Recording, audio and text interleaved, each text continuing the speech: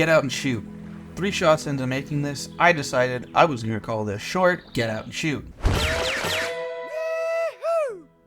I decided it would be an epic love story to the glory that is filmmaking and the inspiration that can be storytelling. It was going to be profound, deep, and sentimental. That was the theory, but reality couldn't have ended up much further from that. This film has haunted me for just shy of half a decade.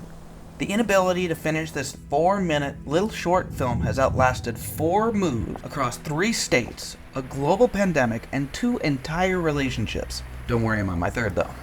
It started off easy enough. I had these clips edited and wrote the Oscar-worthy voiceover in just about 2 days. But then I realized something.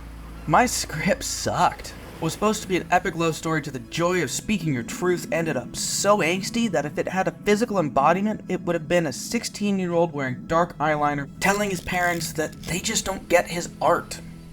I can only come to one conclusion. If I'm ever going to put this film out as I imagine, I'm going to have to actually share something real. But I was also going to need to figure out how to do it in a way that I wouldn't feel like a 16-year-old emo kid in the process.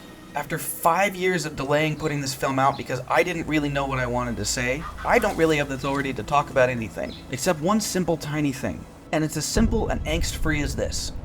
No matter how long you put it off, whatever it is, whatever you've wanted to do, take it back out, dust it off, and finish it. Whatever it takes, however long it takes, however much it changes in the process. This film was cursed from the start. It was supposed to have sound, but I landed in Portland to kick things off. I opened my bag and my mic, well, it was at home. So yes, every sound you've heard so far has been 100% fake, and I'm quite proud of it. We planned on shooting the empty, mystical, magical beaches of the Oregon coast, which are always cloudy, cold, and empty. But when we showed up, it was sunny, and the beaches were packed. So I decided to shoot the dogs on the beach, but suddenly there were no dogs on the beach, so I decided to shoot a boy and his dogs. My buddy looked at me and said, well, what do we do now? And all I could think to say was we figure it out. The whole concept of this film came from that very moment, that little spark. I narrowed it in, and I honed that little sliver of an idea. You hit one roadblock, you find your way around it. Hit the next one, you wait 5 years, and then you get back at it. Get back out there and do something new. Do something that pushes you. Write a story, ask out a girl, or make a stupid short film for your stupid mental health. Keep going. If the beach is busy, shoot the grass. Make your buddy walk back and forth so many times on a trail he can't even take it seriously anymore. You never know what's around the next corner. Maybe it's surfers in the middle of the forest. Maybe it's a shipwreck. Maybe it's salmon under a bridge. Look through the trees. Appreciate the big stuff, but don't forget the little details. Fly a drone through a bridge, or chicken out and don't. But most importantly, once you have that concept, grab it with both hands no matter what. It took me a year to finish this film. Wait, that's the old script. It took me 5 years to finish this film. But I eventually got it out, and yes, you're right, I noticed it too. At the end of the day, after all this talk about sentiment and meaning, this film is nothing more than a bunch of pretty images with a narration slapped on top of it, and that barely counts.